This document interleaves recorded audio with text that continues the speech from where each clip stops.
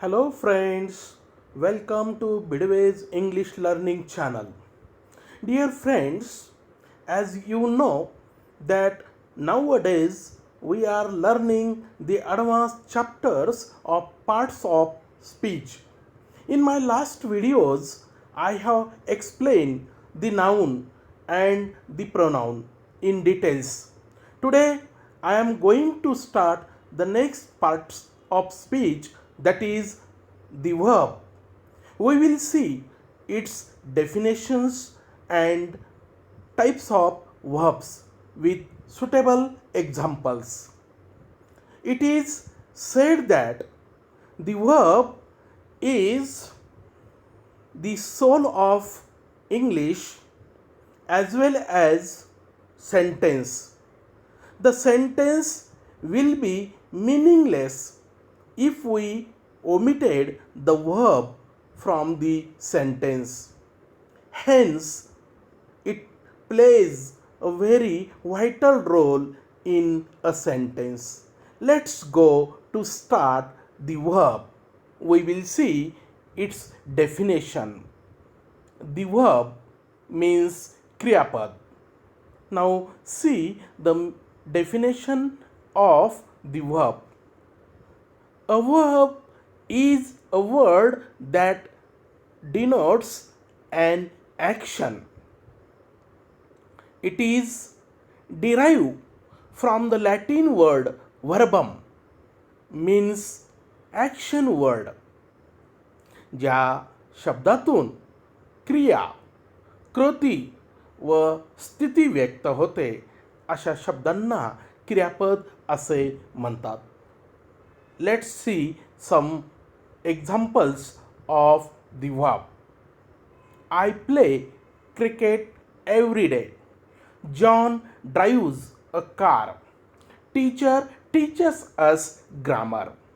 In these three examples, you can see three different verbs are written in various colors. In first example, there is a verb play. I play cricket every day. In this sentence, play, it is the verb. Now see the second sentence. John drives a car. Here drives, it is a verb.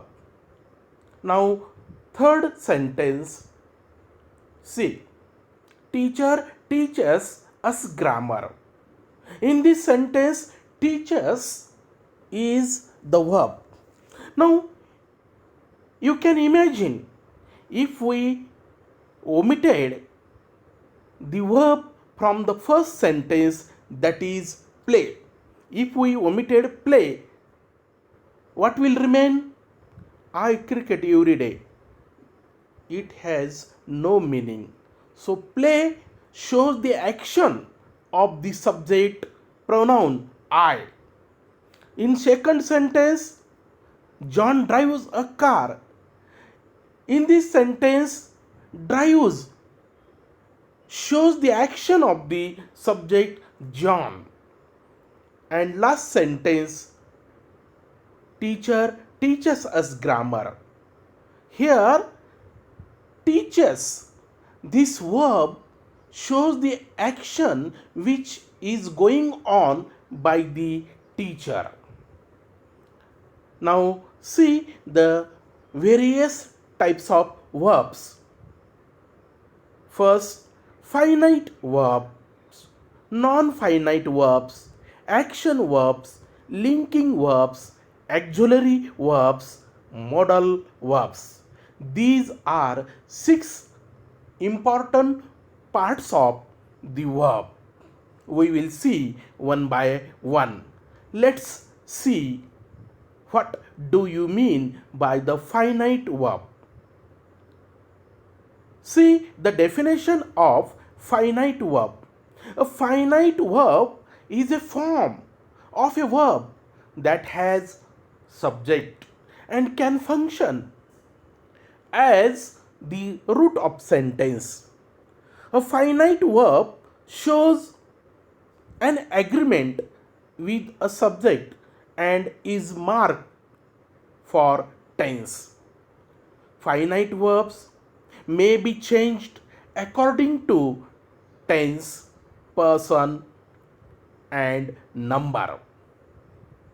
We will see how finite verbs use in tense, person, and number.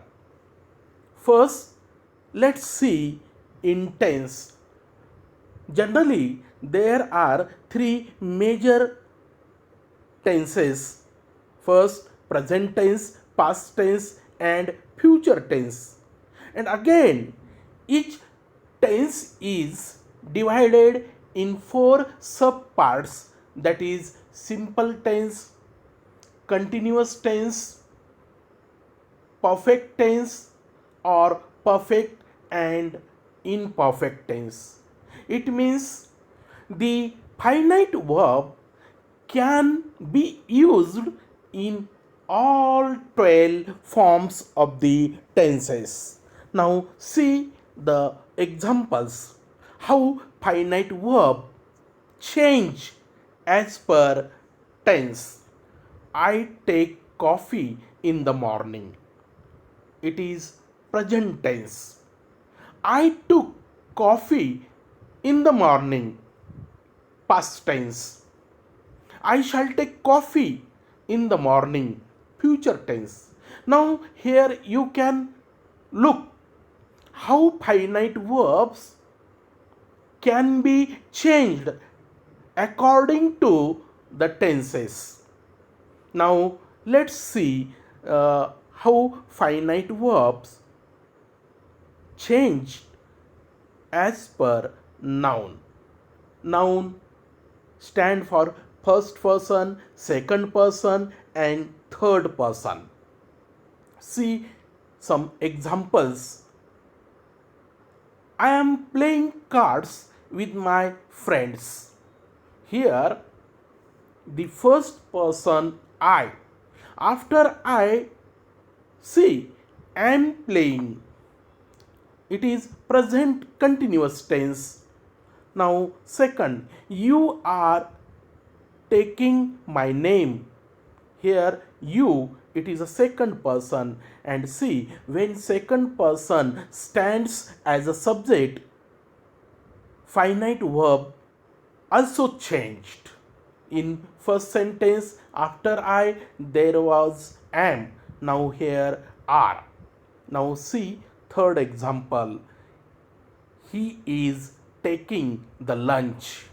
Here he, it is the third person, and when third person comes at the beginning of the sentence as a subject, the finite verb also changed as per the noun.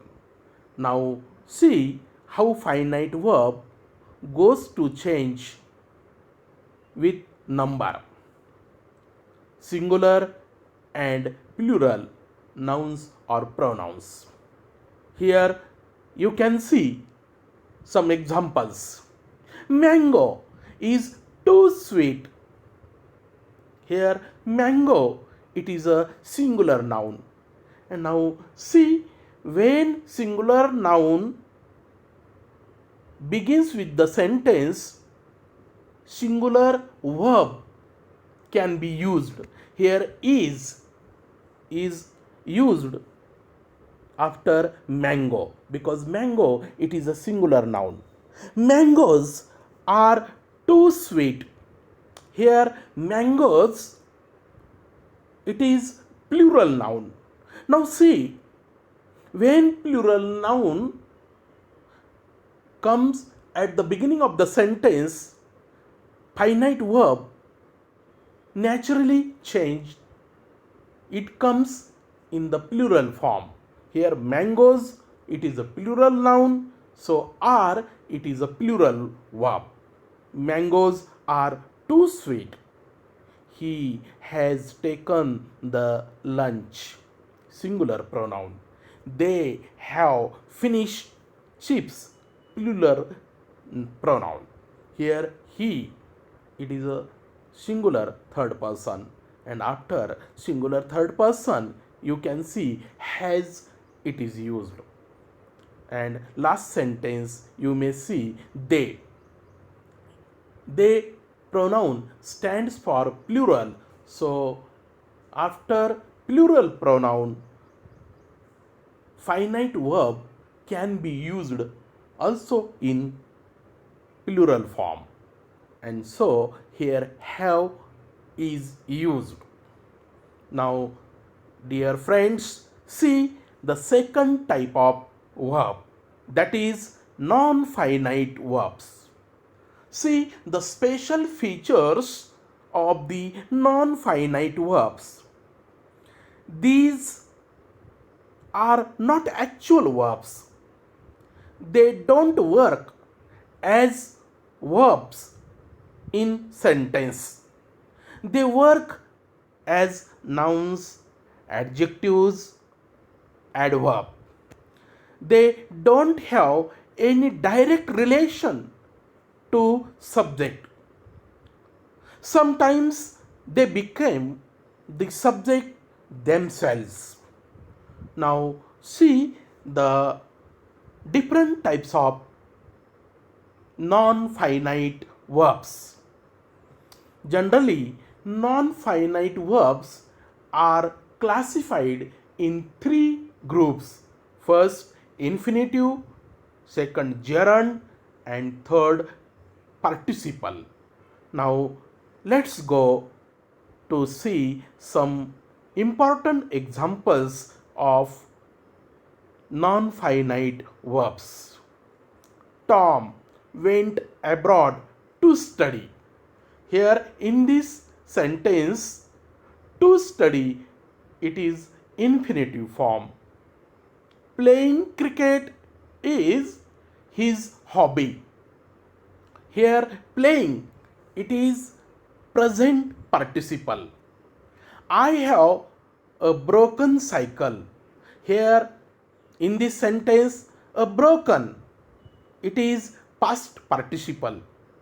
Walking is a good habit. Here walking, it is a gerund form of the non-finite verb. He likes to swim, it is infinitive form. They always prefer arguing, here gerund form. Chewing tobacco is a bad habits, it is present participles. Now see the difference between finite and non-finite verbs.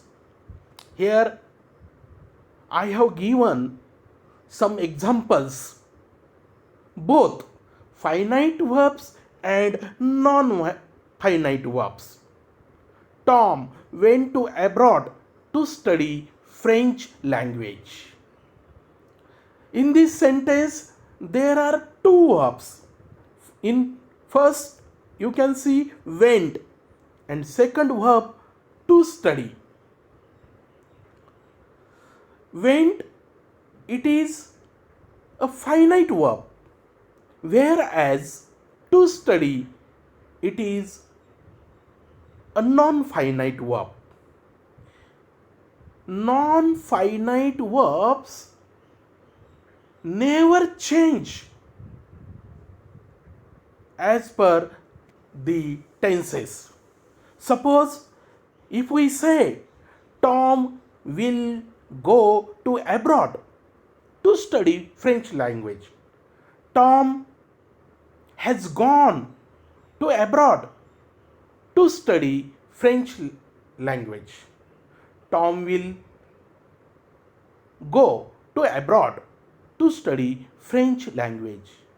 Here, after subject, some finite verbs changed, but it is not affected to non-finite verb. John ran fast to catch the bus. Here ran, it is a finite verb.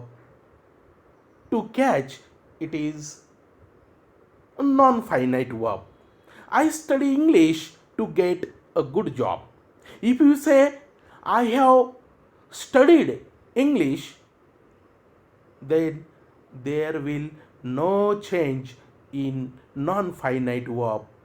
If you say, I have studied English to get a good job, non-finite verbs never change.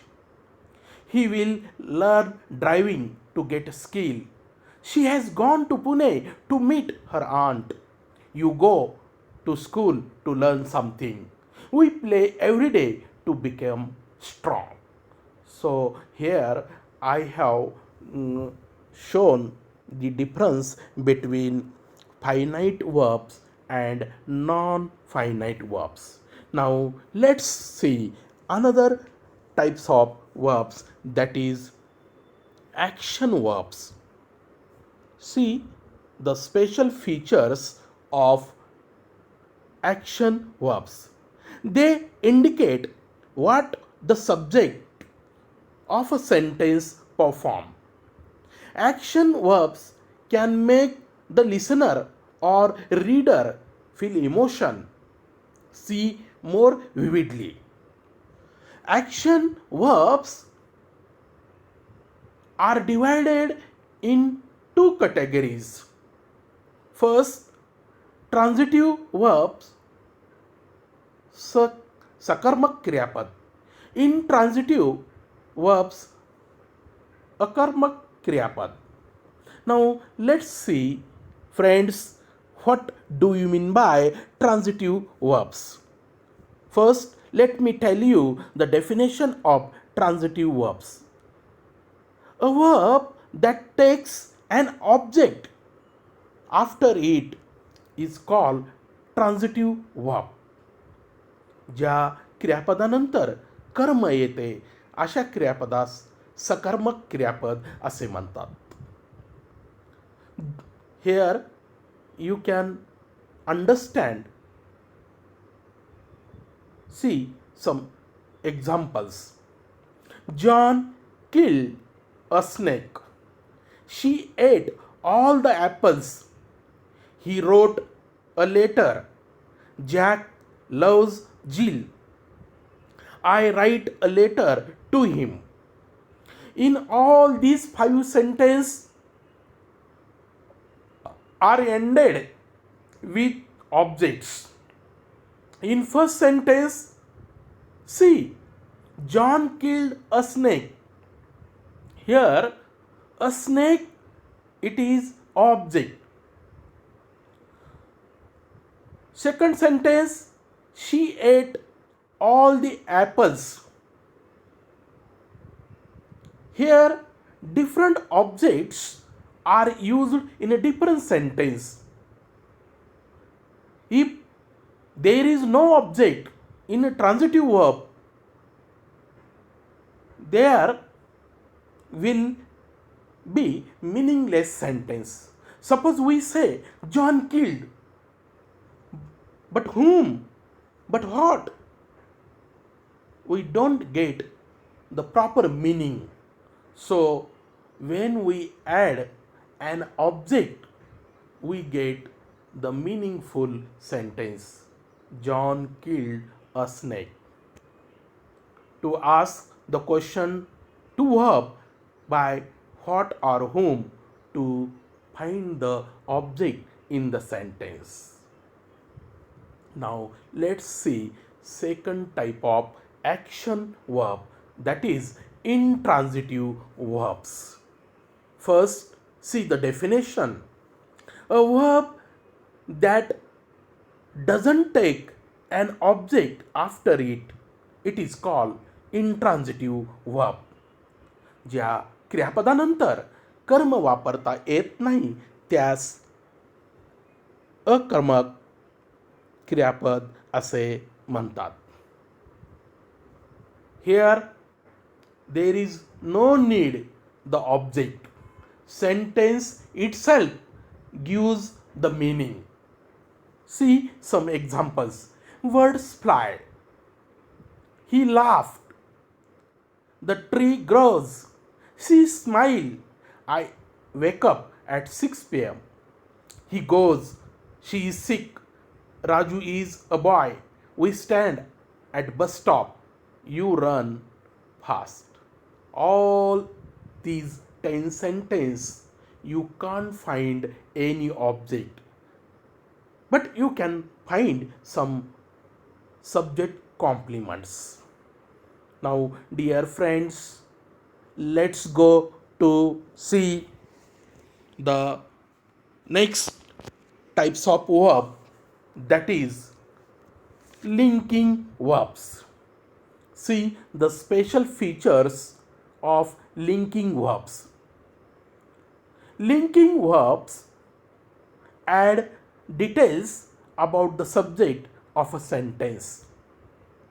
It creates a link between them instead of showing action. Types of linking verbs. For example, be verbs: am, is, are, was, were, shall, will. To have, has, and had. These are called linking verbs. They don't show any action of the subject in the sentence. They work to connect noun or pronoun,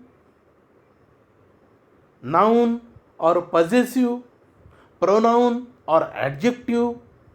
See some examples of linking verbs. I am a teacher. This book is yours. She has beautiful hair. He was an actor. See first example. I and a teacher is connected by the verb am. Second, this book and yours, it is possessive pronoun, is connected by is. So is, what is the function of the is in the sentence?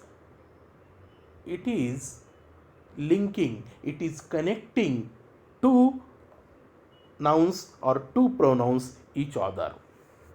Now, dear students, let's go to learn the next type of verb. It is auxiliary verbs. It is also called helping verbs. Before going to see some example, see the definition. An auxiliary verbs extend the main verb by helping to show time, tense, and possibility. The auxiliaries are be, am, is, are, was, were, shall, and will. Have, has, and had. Do, does, and did. These are several helping verbs. These helping verbs are used to make tense. For example, he is going to class. See the first sentence. He is going to class. Here is, it is not a linking verb. It is a helping verb which came with the main verb come. So, see, he is going to class. It is present progressive tense. It helps to make the tense. I have seen a movie. Do you like to drink tea? In these three examples, you can observe carefully is, have, and do. These helping verbs are used in a different ways for showing tense and time. Now see the difference between linking verb and helping verb. Raj is a doctor. Mary was very weak. Rose is a beautiful flower. This car is yours. We have a dog. All these five examples is, was, and have are working as a linking verbs. But see, in helping verbs, I am talking about poverty. Mary was waiting him. He has taken the lunch. She has been ill since Monday. They are playing cards. Here, all these helping verbs are making tense for showing time. Now, dear friends, let's go to learn the last type of verb. It is modal auxiliaries. See the definition of it. A modal verb is a kind of an auxiliary verb which assists the main verbs to indicate possibility, potentiality, ability, permission, expectations, obligations, and advice. See the functions. I can speak English very well.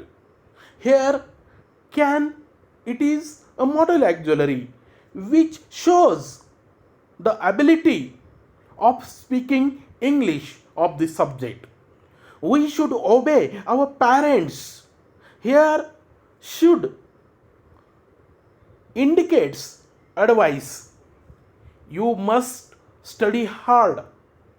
It shows obligation or duty or compulsion. May I come in, sir? In this sentence, may indicate function, permission. It might rain tomorrow.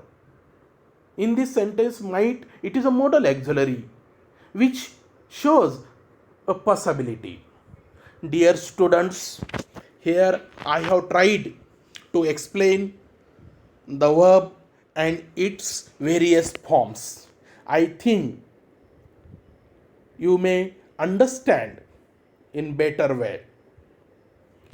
See you next episode. I would like to thank for watching my video.